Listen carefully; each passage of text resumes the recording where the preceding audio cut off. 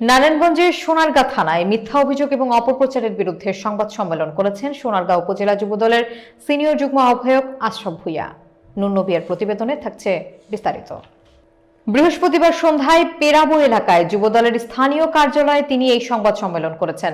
সম্মেলনে তিনি জানান, ফ্যাসিবাদ আওয়ামী লীগের সরকারের কিছু দোসর এবং কিছু ভূমিদস্যুরা একত্রিত হয়ে তার নামে স্থানীয় থানায় মালামাল লুটপাটের একটা মিথ্যা অভিযোগ দায়ের করেছে।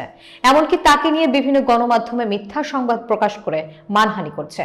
প্রকৃতপক্ষে তিনি উক্ত ঘটনার সাথে জড়িত নন। ঘটনার সুষ্ঠু তদন্ত করে প্রকৃত দোষীদের বিরুদ্ধে আইনানুগ ব্যবস্থা গ্রহণ করে তাকে মিথ্যা অভিযোগ থেকে অব্যাহতি দেওয়ার দাবি জানান তিনি।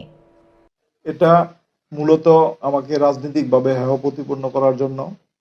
এই ঘটনার সাথে আমি কোনো সম্পৃক্ত না এবং ছিলামও না।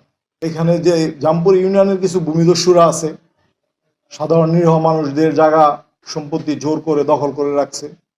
এটা আওয়ামী লীগের আমল থেকে এখন খোলস পাল্টিয়ে আবার বিএনপির সাথে অ্যাড হওয়ার চেষ্টা করতেছে। বিভিন্ন জায়গায় তারা টাকা পয়সা দিয়ে সাধারণ মানুষের জায়গা সম্পত্তিগুলা আগেই দখল করে রাখছে।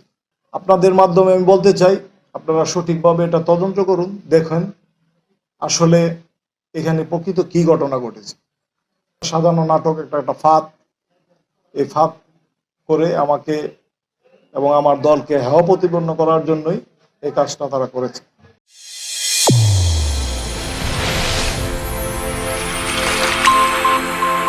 চ্যানেল A1 হৃদয়ের স্পন্দন।